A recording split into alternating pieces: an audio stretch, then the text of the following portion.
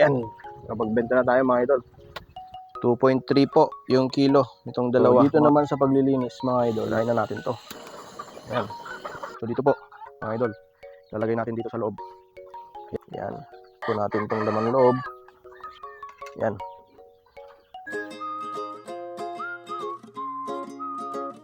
Good morning mga idol. Magandang umaga po sa inyo. Nimbag na bigat yung aming kakabsat na nagurat. So for this video mga idol, sisibak muna tayo at meron po kasi tayong order na dress, native na manok. So magprepare tayo ng ating panggatong para sa ating pagpapakulo ng tubig mga idol, mga kakabsat. Kahoy yung ginagamit natin mga idol sa pagpapakulo ng tubig. Mahal na kasi ang bilihin sa gas mga idol, so kahoy ang ginagamit natin. Yun. Okay na to mga idol. Ano tayo para sa pagpapakulo mga idol. Okay. Yun, hugasin din natin tong kilyasi mga idol. Yung sabon. Muyin muna natin mga idol. Okay na. Tara. Yan, malakas na yung apoy. Salang na natin to.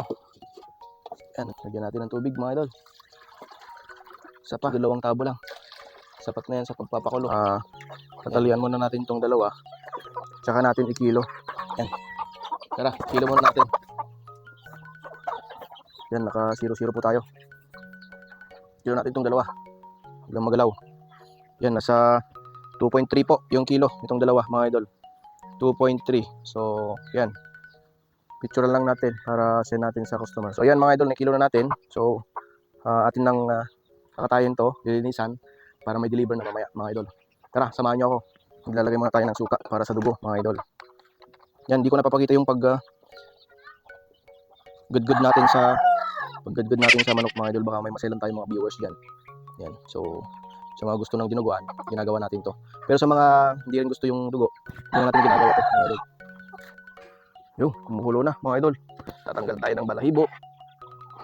Ito, okay na. So yan, dahan-dahan lang mga idol kasi bata-bata ito. Tatanggal ng balahibo para hindi may sama yung balat. So lagi ko ng experience yan mga idol. Liban na lang kung medyo matanda na yung manok, talagang kailangan mo ng babaran ng mainit na tubig.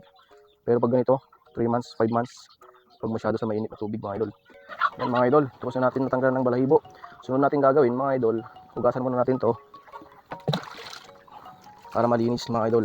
Tsaka natin bibirahin ng blue torch, butane, para malinis mga idol, para hindi tayo nakakaya doon sa customer natin. Baka mamaya may refund mga idol. Pwede naman mga idol, refund natin yan, soli lang yung manok, no? Soli din natin yung pambayad mga idol. Joke lang mga idol. Dapat ganun talaga tayo mag kuhan sa mga customer natin. Dapat malinis kasi pagkain yan mga idol. Hindi yung basta-basta.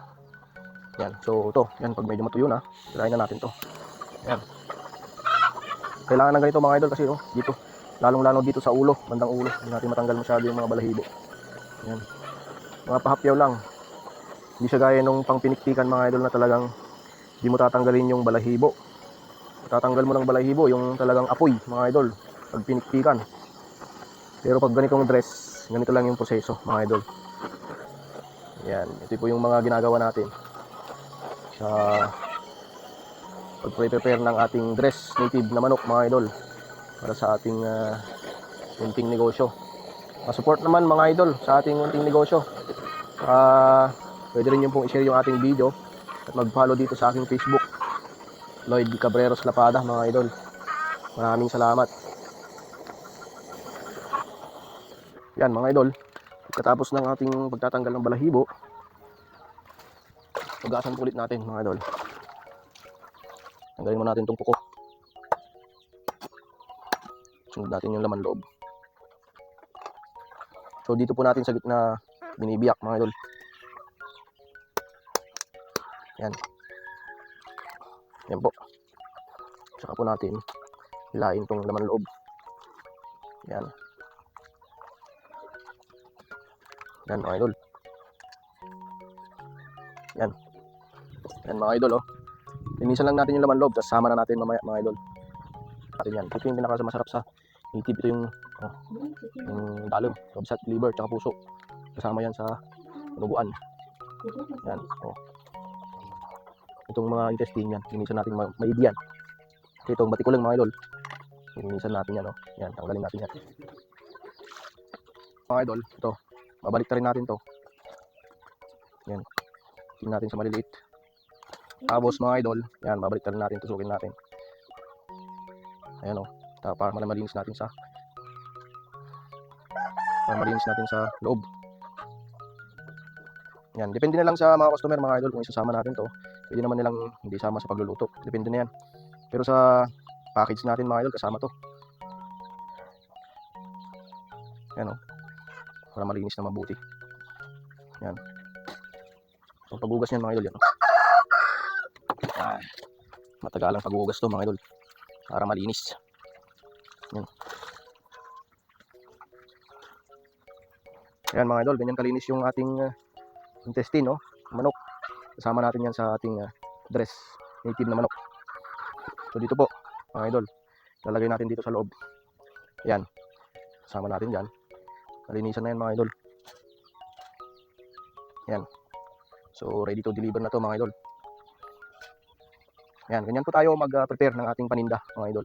Dress, native na manok. Ayan, so plastic na lang natin to mga idol. Tara. So ayan mga idol, plastic na natin. At dapat huwag natin kalimutan yung dugo mga idol. Kasama yan sa ating package mga idol. Sa dress, native chicken natin. Meron din mga iba, hindi po nagpapasama ng ganito. Pinapaiwan na lang mga idol. Respeto po sa ating mga kakapsat na hindi kumakain po ng dugo. Yan mga idol.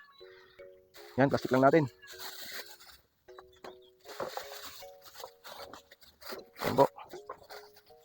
Pagod po natin yung dugo dyan. Ayan. Yun, muli po, maraming pong salamat sa pagtitiwala sa NCBF Farm mga idol. Sa pag-avail po ng native chicken mga idol. So tara, deliver na po tayo. Let's go! Deliver lang po tayo mga idol.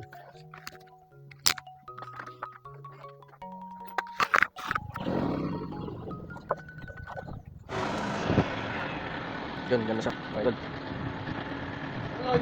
Morning sir! Hi, good morning ma'am. Hindi mo na yata. Good morning sir. Hello po. Stakan. Sino to sir? Hindi ka hindi sila tang. Ayun sir. Instructor sir. Oh, may papaya na talaga. Ayun sir. Sige, sige mo. Muna mo na lang. 7:36 sir, 7:30 na pa. 750. Ay po. Thank you sir. Awas ka bariyata sir. Yan, napagbenta na tayo mga idol. So, pinagbentahan natin. Pag-uwi natin. Ito na yung dala-dala natin mga idol. Mga pagkain sa bahay. May itlog. Yan.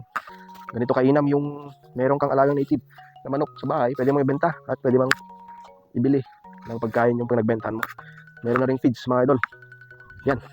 Maraming salamat mga idol.